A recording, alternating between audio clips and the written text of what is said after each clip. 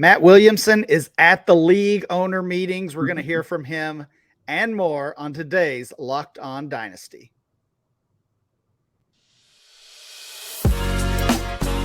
You are Locked On Dynasty Football, part of the Locked On Podcast Network. Here are your hosts, Matt Williamson and Ryan McDowell.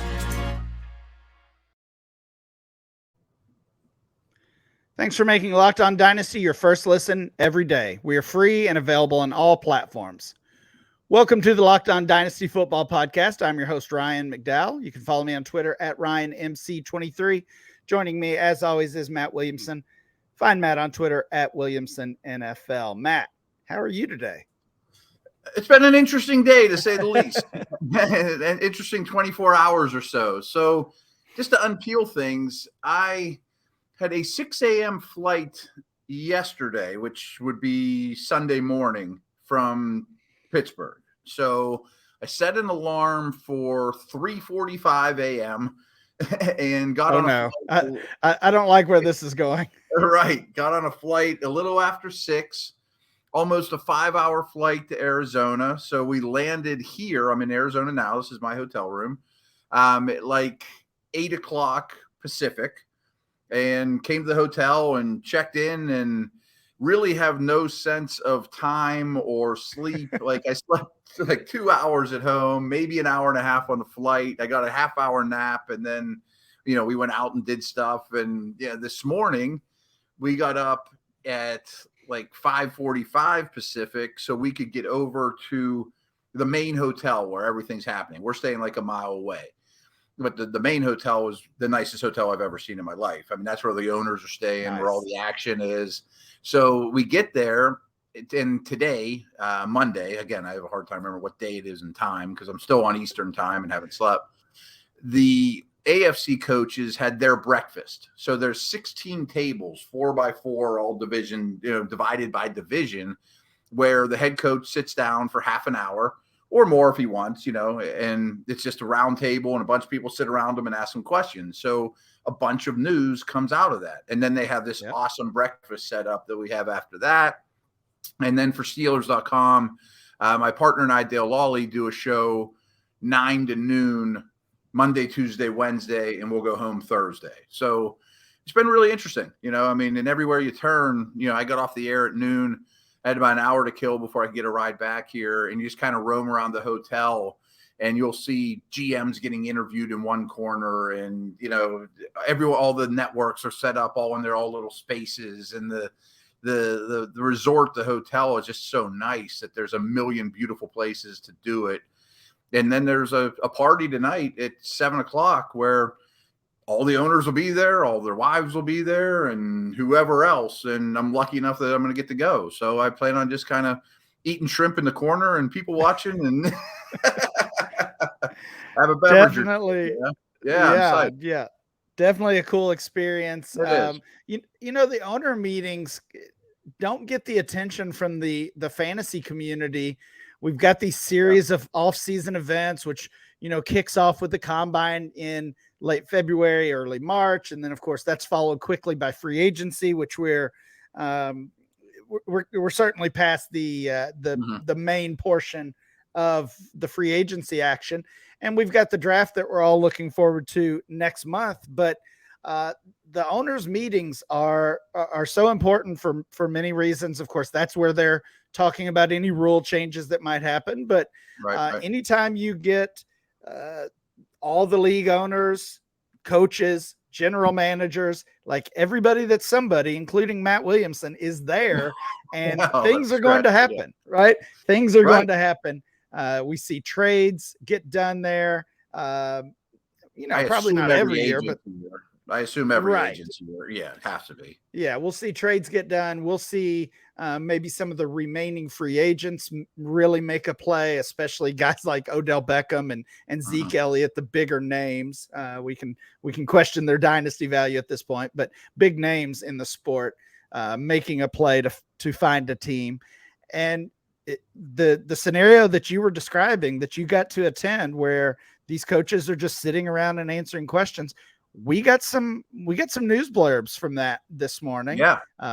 Some came Let's from get to them for 1 second, because I want to just kind of show what I've noticed too. And I bet this party tonight will be even better because now there's alcohol involved. And but like I'm just sitting there and two GMs walk by and I'm like, what are they talking about? Or I've seen that like 3 or 4 times. They might be buddies. They might have played together in college. They might not even be talking about football. How's your wife? How's your bad knee? Whatever. But 3 or 4 times you see like 2 head coaches of prominence or 2 GMs just kind of strolling off on their own somewhere in the distance and wondering, are they talking about a trade? Are they talking about, and that's how this stuff works. And, to even take it back further, not that I'm special. I'm just here, talking about the Steelers on the radio, but like wide receiver coaches aren't here. And I don't think coordinators are here. It's like head coach, GM, owner. I mean, that's pretty much, and they're like their top media guys. And they make a lot of decisions. Yeah, absolutely. We got a couple interesting sound bites from John Harbaugh this morning, the Ravens coach. Of course, the first one, and I'm sure the hottest topic around there in general centers on Lamar Jackson. We also heard this morning, again, we're recording this Monday evening, that Lamar Jackson had requested a trade. Harbaugh says he expects Lamar to be the Ravens quarterback in 2023. Beyond that, has there been much Lamar talk? We're starting to hear teams either suggest they might have interest. That's the Colts. We heard that from them. Or once again, deny interest. The Washington Commanders again said, no, we're out on Lamar Jackson. And there was a report from a Colts beat writer that the contract demands continue to be an issue. No team is going to give him that fully guaranteed 250 or whatever million that he wants. Yeah. And I'll be honest, I haven't heard anything new and anything that anyone else wouldn't have heard. I did hear the news before it became public, though, that Lamar's the man to trade. I heard that at like 7 a.m. this morning before anybody else knew. I didn't do anything about it or whatever. My hunch is people will be mumbling about it around the bars tonight, around the pool in the bar tonight, and eating their shrimp and their crab and, having those conversations. Maybe some more news will come out.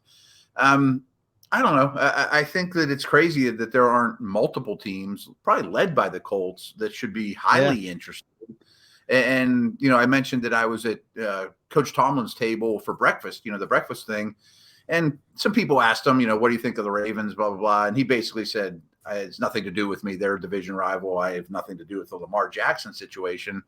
But there was some insinuation, like, and maybe I don't think Tomlin said this, but some people were talking about, like, who if it's not Lamar, what options do the Ravens have as their starting quarterback this year? Are you going to get like a Ritter back, or are you going to get Minshew back? I mean, like I'm straining. I mean, maybe get the 4th pick and you take Richardson or Levis, but no matter what, the Ravens quarterback situation for 2023 is going to be noticeably worse than it used to be if he's not back, right? I mean, I don't know. You're not going to land Mahomes.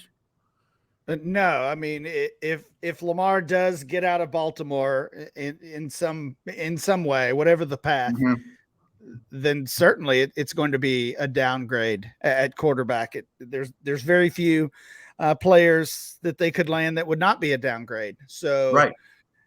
Yeah, and we are, even though we haven't had the draft, we are kind of late in this process. The free agents have mostly been scooped up. I mean, it does look like they will retain Tyler Huntley, but he hasn't shown enough success to be relied on as the starter. So yeah, if there is a trade, or if Lamar gets that contract that he's hoping for from another team, the Ravens are in trouble at quarterback.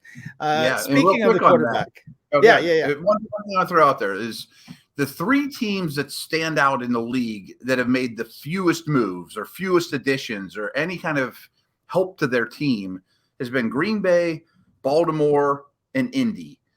I think that's kind of telling. I mean, 2 of those teams are holding the contract of a very expensive quarterback, which is kind of handcuffing their ability to go help the team. And by the time they move those guys, maybe they could trade for DeAndre Hopkins or something like that. But there aren't many options where to use that money. and the Colts didn't spend anything, does that mean that they're lining up to pay Lamar? That is becoming, and we've seen them projected to take Anthony Richardson in many recent mock drafts. It would be a fun landing spot if they just go for Lamar instead of the rookie here. Another quarterback, or I guess a trio of quarterbacks that kind of hit the news at the beginning of owner meetings here. The 49ers trio, of course, recently signed Sam Darnold, Trey Lance, who was a top draft pick just a couple years ago, and Mr. Irrelevant, Brock Purdy, who played so well for the 49ers down the stretch. And, he was asked about these three quarterbacks and how they're being viewed. And 49ers general manager John Lynch said it's going to be a competition, a three-man competition. But a couple interesting quotes he had: Brock Purdy has earned the right to start with his play on the field, and that he called Brock Purdy the leader in the clubhouse in that competition to be the 2023 starter. Of course, that hinges on Purdy's health, but if you were hanging on to Trey Lance in your dynasty league, this doesn't feel so good, Matt. See, I think it's more of a buying opportunity for Lance if his stock just took a hit. And and this is a bit of a projection. What I 99% know to be true is Lance is closer to playing from a health-wise than Purdy. I think Purdy is going to miss time. Okay.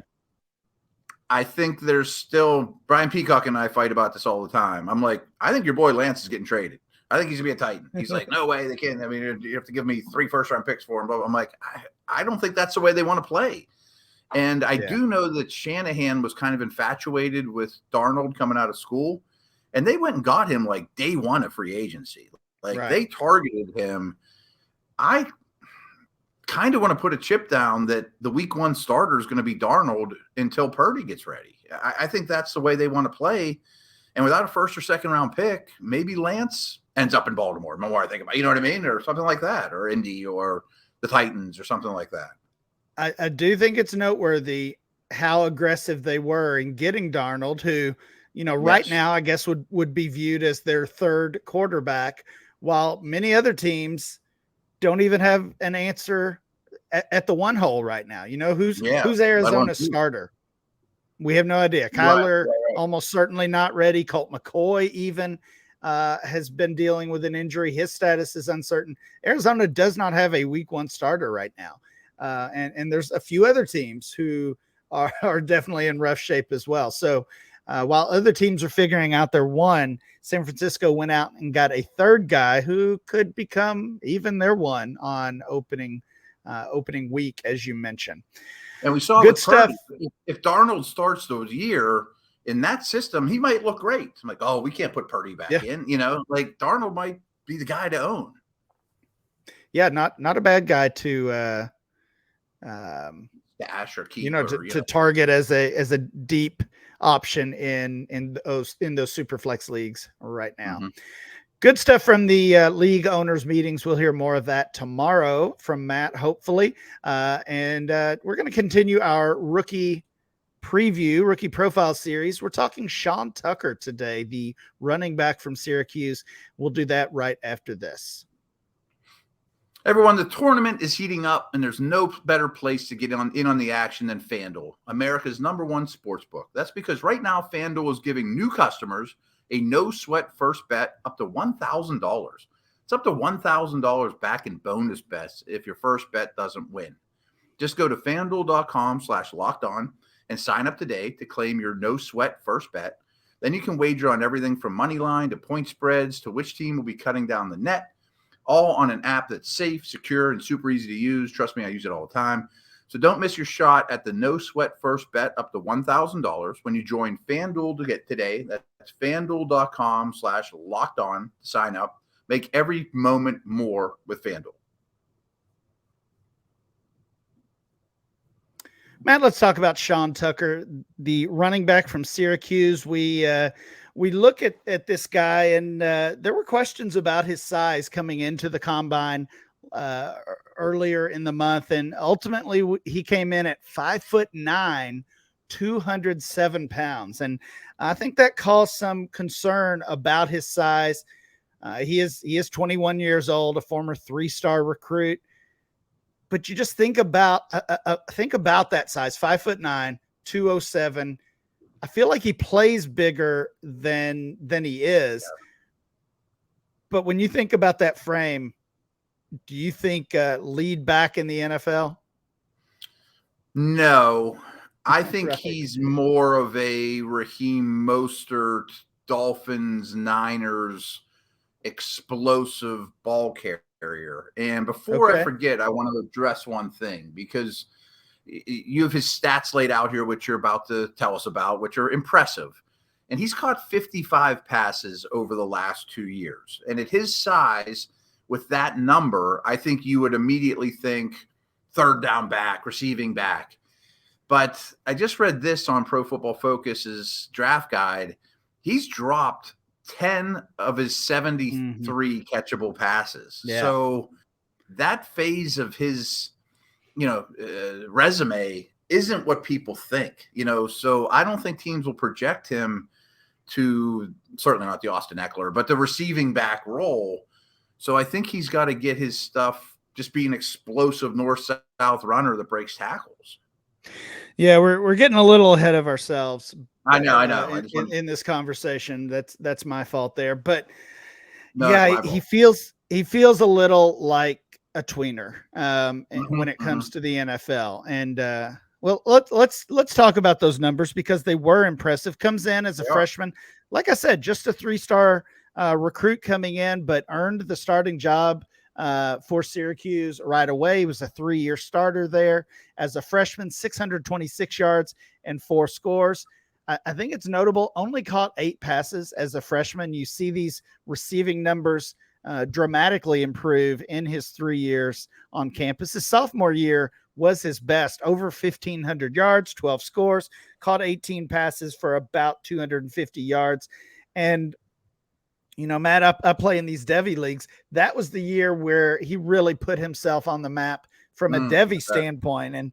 And for those of us in those leagues, we start thinking, oh, this guy is going to be somebody we care about. We scoop him up in Devy leagues. We kind of put him on the watch list if you're thinking about those leagues that have traditional rookie drafts, and you think future first round NFL not NFL draft pick, but dynasty rookie pick. This kind of pencil him in as we're probably drafting this guy in the first round. And at this point, we'll get to the ADP soon, but I would be surprised if he's a first rounder now. So sure. It's kind of been downhill value wise since that sophomore season. His junior year, this past season, 204 carries, just over 1,000 yards, 11 touchdowns, but his receiving numbers, at least his catches, more than doubled. 37 receptions, 262 yards. So he has shown improvement as a receiver, but you're right. The drops still haunt him. He definitely needs to continue to improve in that receiving game, especially at his size, 5'9", right. And just over 200 pounds.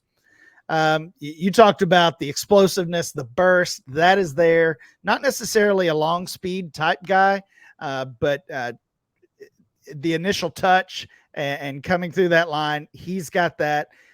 He's solid. He's sturdy. If you watch him, even if you're just catching some clips on YouTube, I think you would be surprised to see that he's just 5'9". He plays a lot bigger than he is. And, I wanted your thoughts. Put that scouting hat on. Would you consider that a positive or a negative coming into the league, that he feels more like a lead back, like an every down back, but his size says that's not the case? Good or bad thing? Positive, especially for our purposes, in that his style of play, and I'm not wishing this upon him, just seems like, that's why I mentioned Mostert. Short career, take a lot of big hits, initiate contact, but you're not built like Derrick Henry or Nick Chubb, or what I mean? Like he's going to be on the receiving end more than you would like of the big collisions for his size. But he is built extremely well. I mean, he's kind of muscles on top of muscles, and he breaks a lot of tackles. And he certainly doesn't run super high or anything like that, in my opinion. And his burst is very impressive. But he seems like someone that when the back ahead of him gets hurt and he's got a chance to get 20 carries, 115 yards on 20 carries and 1 catch for 6, and he gets in the end zone twice. And then, 5 weeks later, he's on the injury report, or, you know what I mean? Like, but backs are short-lived in our world. So use them while you got them type of deal. Yeah, absolutely. We've talked about the size as somewhat of a concern already. And I called him a tweener because I simply feel like he's too small to be that lead back, but he doesn't have the receiving chops. At least he doesn't right now, to be that more traditional third down receiving down back. I just feel like almost any team he lands on, there's certainly going to be a better runner, and there's probably going to be a better pass catcher as well already in that backfield. So we'll see if Sean Tucker's able to carve out a role somewhere. And, as always, draft capital is going to be the real telling point in what his dynasty value ultimately becomes. We will talk about his pre-draft value right after this. So before we do, I'm going to throw one thing in there, and then I'm going to tell you about Built Bar. Is if this guy's like a 5th or 6th round pick and you do own him in Devy, you're thinking about drafting him, really pay attention to his special teams use, because I'm assuming he never played teams at Syracuse. But if he's a heat-seeking missile on kickoff returns, Terrell Davis, like in the preseason, then he's going to get himself a crack, because he's never going to be anyone's version of a lead back. So if you're getting good reports on preseason special teams usage, that might help him and help you more as an owner than you think. But I want to tell you guys about Built Bar. The Built March Madness bracket is here. You have a favorite bar or puff, and now's your time to make it count. Go to builtmarchmadness.com to vote for your favorite. I'll probably be voting for peanut butter. I'm going to go with. They're pretty popular in our house. Support your team, support your bar or puff. And when you vote for your favorite bar or puff, you'll be entered into a drawing where 50 lucky Locked On listeners will get a free box of Built. Not only that, but one Locked On fan will win a 12-month subscription to Built to have Built's best bars or puff delivered monthly straight to your door. You got to try Built. Built is the best protein bar ever. Seriously, they're so amazing you won't think they're good for you. So what makes Built puffs and bars so good? Well, for starters, they're all high in protein, low in sugar, covered in delicious 100% real chocolate. That's right, real chocolate. So run to builtmarchmadness.com right now to vote for your favorite bar or puff and pick up a box while you're there. You can vote every day in March, so hop in and support your pick. All right, Matt, let's finish up the conversation on Sean Tucker here. You look at his current rankings. I said he was going to have a hard time sneaking into that first round where he was once expected to really be a lock. He's still got a shot. Look at the DLF ranking. He is ranked 11 overall in our single quarterback rookie rankings. He's the RB5 there. Rookie ADP, again, this is one quarterback ADP, 13 overall, RB6.